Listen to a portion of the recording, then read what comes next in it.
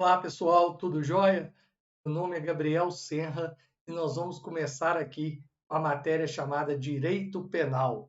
Nós vamos estudar Direito Penal voltado para a prova da OAB. Por falar em OAB, nós vamos começar a estudar um assunto que cai na prova da OAB, que é lei penal no tempo. Pessoal, o artigo 4º do Código Penal ele diz o seguinte: considera-se praticado o crime no momento da ação ou da omissão, ainda que outro seja o momento do seu resultado. Como você pode perceber pela leitura do artigo 4º do Código Penal, o Código adotou a teoria chamada teoria da atividade ou teoria da ação. O que importa para a lei é o momento da conduta do agente e não o momento do seu resultado. Veja no seguinte exemplo a aplicabilidade desta teoria.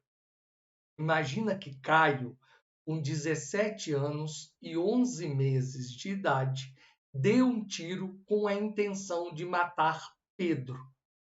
Pedro é levado para o hospital e vem a falecer 3 meses depois, quando Caio já tinha 18 anos de idade. Pergunta-se: Caio vai responder como se fosse menor ou como se fosse maior de idade? A resposta é que Caio irá responder como se fosse menor. Por quê? Porque, pela teoria da atividade ou teoria da ação, o que importa é o momento da conduta e não o momento do seu resultado. Agora que você já sabe qual a teoria adotada pelo Código Penal, vamos comentar a respeito de sucessão de lei no tempo. Quando nós falamos em sucessão de lei no tempo, a ideia que dá é de movimentação da lei penal no tempo.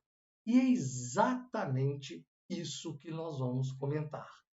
A lei penal, ela possui uma capacidade de movimentar-se no tempo.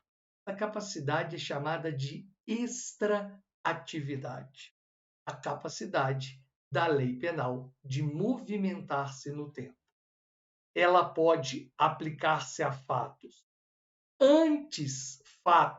anteriores à sua vigência, retroatividade, e fatos que ocorreram durante a sua vigência, mas após a sua revogação, ultraatividade.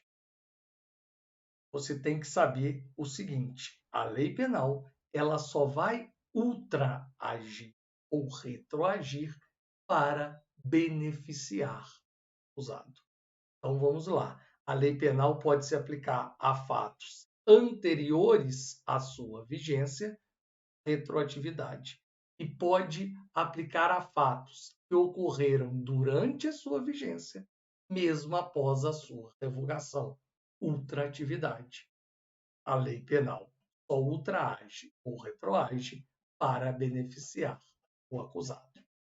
A partir do momento que você tem estes conceitos na cabeça, vamos estudar algumas espécies legislativas para nós sabermos se a lei retroage ou não. A primeira espécie legislativa que nós vamos estudar é a chamada novatio legis incriminadora, ou seja, a nova lei que cria um crime, a nova lei que passa a considerar crime uma conduta que antes era um indiferente penal, uma conduta que antes não era crime passa a ser considerada crime ou delito. Um exemplo disso é o artigo 311-A do Código Penal. O artigo 311-A do Código Penal, ele passou a prever o crime de fraude a certame público. Bom, quando a lei que criou o crime de fraude a certame público passou a vigorar, aquelas pessoas que praticaram fraude a certame público passaram a responder pelo crime do 311-A. Mas aquelas pessoas que praticaram esta conduta antes do artigo 311-A entrar em vigor não responderam por este crime. Por quê? Por causa do princípio da anterioridade. Uma lei incriminadora, para punir uma conduta, ela tem que existir anteriormente a esta conduta. Ela tem que existir antes desse comportamento. Bom, a novatio legis incriminadora, como vocês já perceberam, ela não retroage. E ela não retroage porque, senão, ela iria prejudicar o réu e ferir o princípio da anterioridade, que é uma garantia para o cidadão. O cidadão ele tem que saber o que é o que não, e o que não é crime para ele poder agir ou não. Ao contrário da novatio legis incriminadora, que não retroage, nós temos a chamada lei abolicionista, a abolitio criminis. A abolitio criminis é uma lei que revoga o crime. É uma lei que ela diz o seguinte: olha, a mim, Estado, não interessa mais punir aquela conduta. Aquela conduta, a partir de agora, deixa de ser crime. Ou seja, o que era crime passa a ser um indiferente penal, passa a ser um fato atípico. A Lei 11.106 de 2005 é um grande exemplo de uma abolício crimes. Crime de adultério, que era previsto no artigo 240 do Código Penal, ele foi abolido, ele foi extinto, ele deixou de existir com a entrada em vigor da Lei 11.106. Então, aqueles agentes que praticaram adultério deixaram de ser punidos. Se eles estavam respondendo o processo, não responderam mais. O processo foi extinto, foi extinta a punibilidade. Por quê? Porque o Estado aboliu aquele crime. Percebam que a abolício crimes ela tem efeito amplo em relação aos efeitos penais. Ela extingue a punibilidade e extingue todos os efeitos penais. Então, a pessoa não é considerada reincidente e nem serve como maus antecedentes. Por que não serve como maus antecedentes e a pessoa não é considerada reincidente? Porque ao Estado aquela conduta não interessa. A abolício crimes, ao contrário da novatio legis incriminadora, vai retroagir. Mas aí pode surgir uma dúvida. Professor, e os efeitos civis da sentença? E, por exemplo, a indenização. Adultério deixou de ser crime. O cônjuge traído pode buscar a indenização? Pode. O artigo 67, inciso 2º do Código de Processo Penal, ele diz que, extinta a punibilidade, não estarão extintos os efeitos civis. Então, no cível, a pessoa pode buscar a indenização. No crime, não. A outra espécie legislativa é a novatio legis impégio. A novatio legis impégios é o contrário da novatio legis in meius. Novatio legis impégios é a nova lei que piora, que agrava a situação do agente. Bom, se essa lei agrava a situação do agente, ela não retroage. Por quê? Porque a lei só retroage ou ultraage para beneficiar o acusado. A novatio legis impégios, um exemplo de novatio legis impégios é a Lei 12.234 de 2010. Esta lei passou de 2 para 3 anos o prazo prescricional dos crimes cuja pena máxima eram inferiores a 1 ano. Repare, então, um crime praticado com pena máxima inferior a 1 ano iria prescrever em 2. A lei passou o prazo para 3, ou seja, ela aumentou o prazo de prescrição. Aumentando o prazo de prescrição, ela dificulta a ocorrência da causa de extinção da punibilidade. Isto piora a situação do acusado. A lei não irá retroagir. A novatio legis in meius é o contrário. É uma lei que retroage. Por que ela retroage? Porque ela beneficia o réu. Um exemplo clássico de novatio legis in meius, que aconteceu há pouco tempo atrás, há cerca de 4 anos atrás, foi a Lei 13.654 de 2018. Esta lei, ela revogou o inciso 1º do parágrafo 2º do artigo 157 do Código Penal. O Código Penal, nesse artigo, previa a figura do roubo majorado pelo emprego de arma. Esta Lei 13.654, ela revogou esse inciso 1º e passou a majorante apenas para as armas de fogo. Aumentou a majorante. A majorante, no caso de armas, era de 1/3 até a metade. Ela passou para 2/3, mas passou apenas para a arma de fogo, exigindo que seja a arma de fogo para ter a majorante. E aí, professor? E aqueles agentes que praticaram o crime utilizando de arma branca e tiveram a sua pena majorada? Aqueles agentes que praticaram o crime com emprego de arma branca e tiveram as penas majoradas entraram na justiça para ter a revisão de suas penas. Por quê? Porque a 13.654 passou a exigir arma de fogo para majorar o crime de roubo e não qualquer arma. Então, aquelas pessoas tiveram suas penas reduzidas.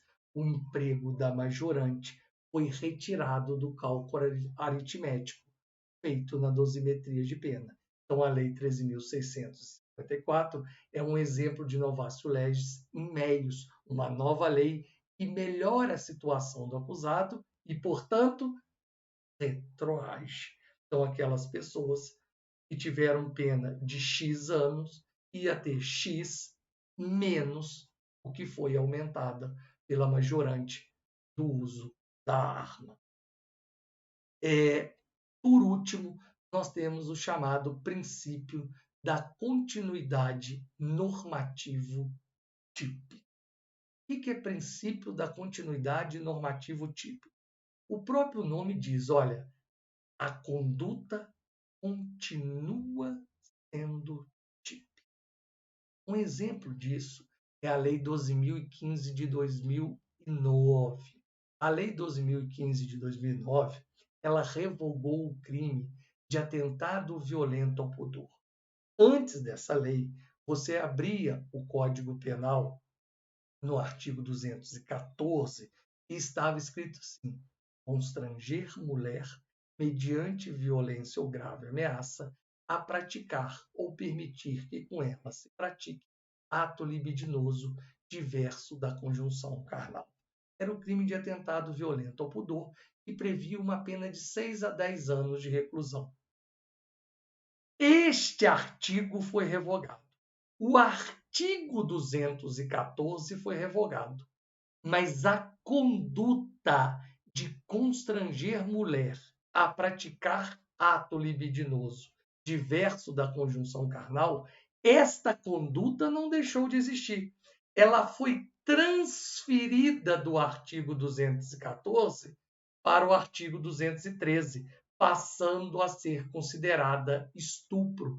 Então, aqueles agentes que, após o advento da Lei 12.015, praticaram a conduta de constranger mulher mediante violência ou grave ameaça, para que com essa mulher praticassem conjunção carnal, eles continuam sendo punidos pelo crime de estupro. Então, a conduta continua sendo típica. Apenas o artigo é que foi revogado. Então, aqui eu vou chamar a atenção de vocês para um detalhezinho. Qual a diferença de abolício criminis para o princípio da continuidade normativo típica? A diferença é a seguinte: a abolício criminis, ela abole a conduta. A abolício criminis, a conduta deixa de ser crime. Então, por exemplo, se após o advento da Lei 11.106 de 2005, que revogou o crime de adultério, Caio pratica adultério, ele não responde criminalmente. Mas, se após o advento da Lei 12.015 de 2009, que revogou o artigo 214, Caio constrange, mediante violência, uma mulher para que com ela pratique um ato libidinoso diverso da conjunção carnal, Caio responde criminalmente. Responde por estupro. Então, essa é a diferença. Na abolício crimes, a conduta deixa de existir. A conduta deixa de ser crime.